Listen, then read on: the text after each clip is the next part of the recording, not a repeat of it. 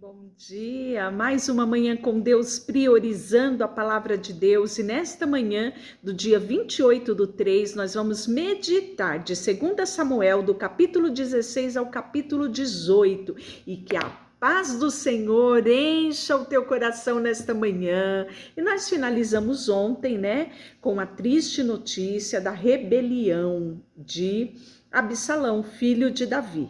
Ele usurpou tomar o trono de Davi, arquitetou tudo, planejou tudo, e aí nós podemos ver que Davi foge de Jerusalém para poupar a sua própria vida, pois era certo de que Absalão queria matá-lo, E aí ele sai e deixa as 10 concubinas para cuidar do palácio, E aí você vai ver que depois essas 10 concubinas, Absalão vai e se deita com essas 10 concubinas, no palácio real, para que todo mundo visse. Esse era um dos conselhos, do Aitofel, que era conselheiro de Davi, que abandona Davi para se juntar a Absalão. Então nós podemos ver, novamente, homens que eram fiéis a Davi e homens que deixaram Davi,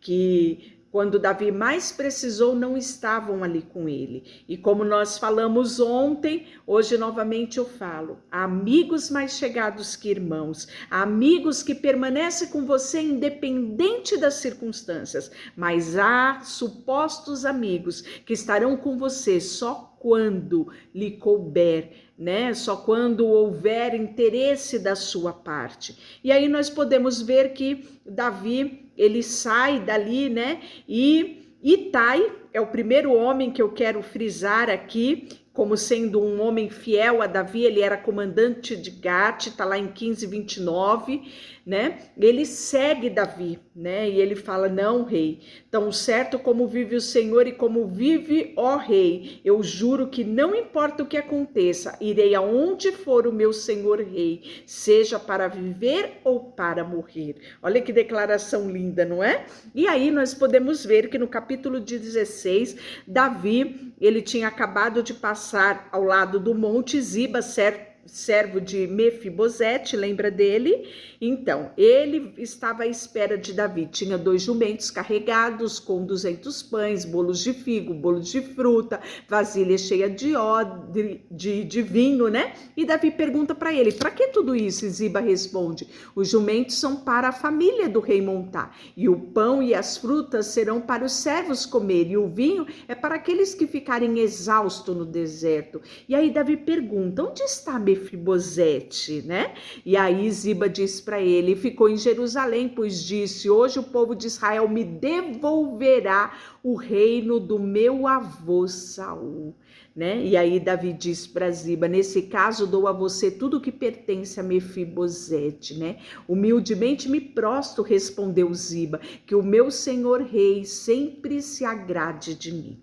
E aí quando você lê esse texto, você fala: meu Deus, como Mefibosete teve a capacidade de fazer isso, Você começa a pensar e colocar em xeque, a fidelidade de Mefibosete, que tinha recebido o favor do rei, que Davi fez questão de que ele assentasse sempre à mesa, pois ele era descendência de Jonathan e era uma honra para Davi recebê-lo. E aí você vai ver que aqui você coloca em xeque essa fidelidade, mas quando você vai lá para o capítulo 19, no versículo 24, que você vai ver mais para frente, você vai ver que Ziba engana Davi. Para quê? Para ter mais bens advindo de Mefibosete. Você vai ver que depois Davi encontra com Mefibosete, ele diz: não, meu senhor, eu fui enganado por Ziba, e ele até mesmo abre mão de todos os seus bens por amor a Davi, dizendo: não me importa os bens, me importa que eu esteja com você, meu rei. É uma declaração linda de Mefibosete. Então nós podemos ver,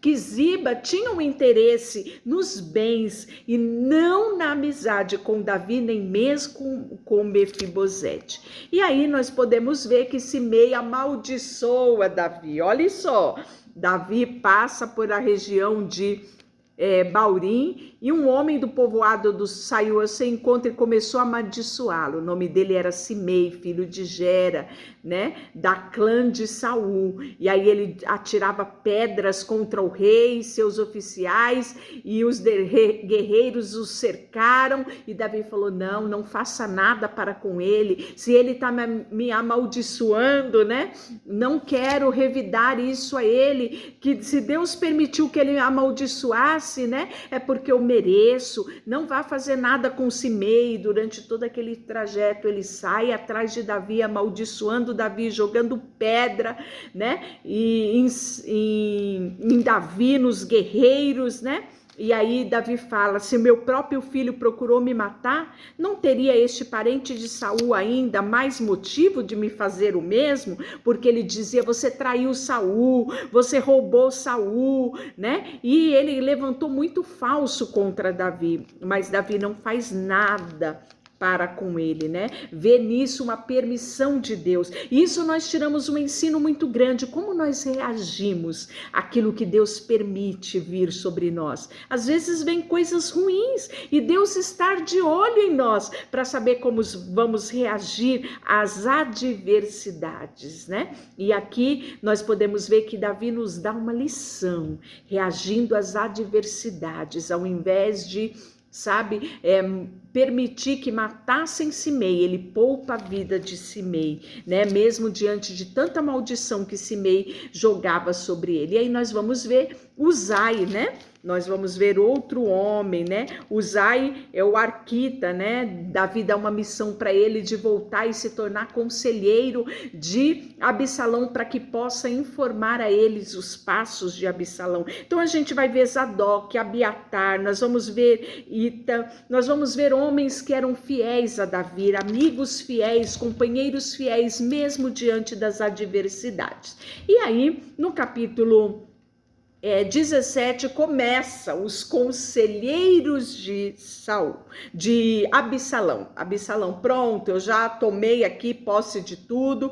E aí Atofel, né, que era um dos conselheiros de Davi, que abandona Davi, se torna conselheiro, né? E aí disse Absalão: permita que eu escolha 12.000 homens para sair para perseguir Davi ainda esta noite, né? E aí é nesta hora que Absalão fala: peraí, boa ideia sua, mas vamos ver esse outro conselheiro Uzai, que disse que vai ser agora meu conselheiro, né? Que era conselheiro do meu pai, mas ele ele abandonou meu pai, agora ele está aqui do meu lado, vamos ver o conselho dele. E aí Uzai pôde dar um conselho onde retardou um pouco, né, o avanço dos soldados de Absalão para matar Davi, dá tempo de Davi atravessar o rio Jordão, né?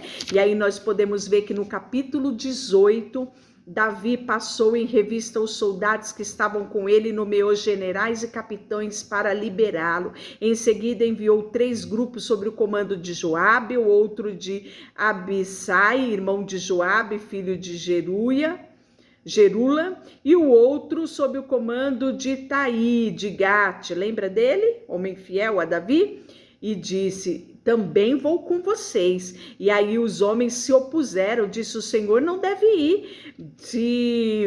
Disseram: se tivermos que recuar e fugir, ou mesmo metade de nós morrermos, para eles não fará diferença. O Senhor vale mais do que 10.000 de nós. Por isso é melhor que fique na cidade e envie ajuda se for necessário. E aí Davi disse: eu farei aquilo que é melhor. E aí os homens vão, né?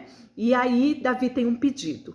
Davi fala assim: por minha causa, tratem o jovem Absalão com bondade. E todas as tropas do rei ouviu isso. E aí foi travada uma grande guerra. Diz que os soldados, eles cruzaram com Absalão várias vezes, eles, temiam a ordem que Davi deu. Mas o texto fala que chega a notícia, né, de que Absalão está pendurado numa árvore. Lembra que ele tinha grandes cabelos e nessas fugas de guerra por dentro dos bosques ele fica pendurado. O cabelo dele engancha e ele fica pendurado numa árvore. E essa notícia chega a Joabe. Joabe diz: mas por que você não matou? Perguntou a um dos guerreiros. E ele diz: não, o rei disse isso, que nós deveríamos poupar a vida de Absalão. E aí Joabe diz para ele: não me poupe de ouvir mais nenhuma palavra. E aí Joabe vai até lá, né, e atravessa o peito de Absalão, quando ele ainda estava vivo, pendurado na árvore. E em seguida 10 homens escudeiros de Joabe cercaram Absalão e o mataram, né? Então nessa hora, depois da morte de Absalão, não tinha por que permanecer na guerra. E aí Joabe toca a trombeta e os homens pararam de perseguir os exércitos de Israel, tiraram o corpo de Absalão numa cova profunda no bosque e sobre ela colocaram um monte de pedra, e todos os israelitas fugiram para sua casa. E aí começa o retorno, né? Quando Davi recebe a notícia, diz que ele começou a chorar a morte de Absalão, né? Isso vai trazer uma revolta sobre Joabe, mas é cenas do próximo capítulo. Amanhã nós falaremos sobre este luto de Davi que muito incomodou Joabe, né? Que tinha tanta liberdade com ele, pôde se opor a Davi neste momento de fragilidade nos sentimentos de Davi. Deixa eu orar por você, Senhor. Nesta manhã nós queremos, papai, entregar a ti a nossa vida, os nossos sentimentos, tudo que temos, tudo que somos, e nos ajuda a perseverar todos os dias, obedecendo ao Senhor, papai. Entregamos a ti tudo que temos e somos, em nome de Jesus. Amém. Deus te abençoe.